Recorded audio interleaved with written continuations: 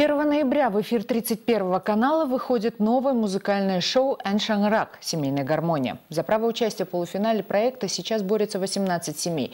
Члены жюри отмечают, что творческие семейные коллективы поражают их не только своими вокальными данными, но и хореографией и актерским мастерством. За съемочным процессом наблюдала Анна Данченко.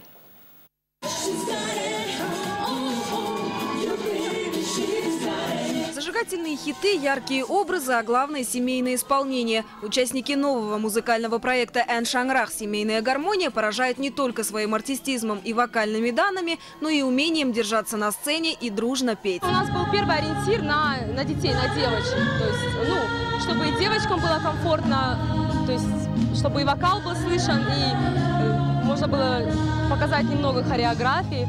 То есть, было достаточно интересно. Все участники хороши, все видно, что готовятся, особенно маленькие дети, им это сложнее намного. Но все молодцы.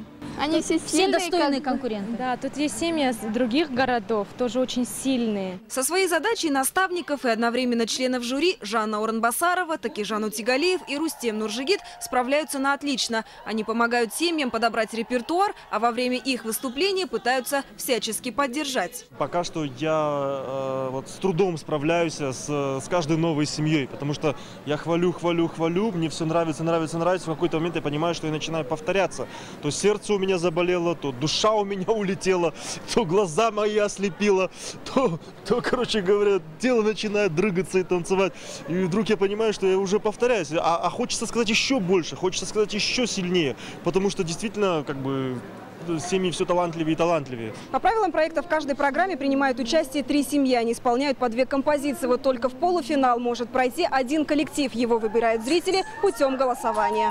18 семей со всего Казахстана продолжают бороться за выход в полуфинал проекта. Затем лучшие из лучших семейных коллективов попадут на заключительный этап музыкального конкурса. В финале бабушки и дедушки вместе со своими детьми, внуками и даже правнуками сразятся за главный приз – автомобиль.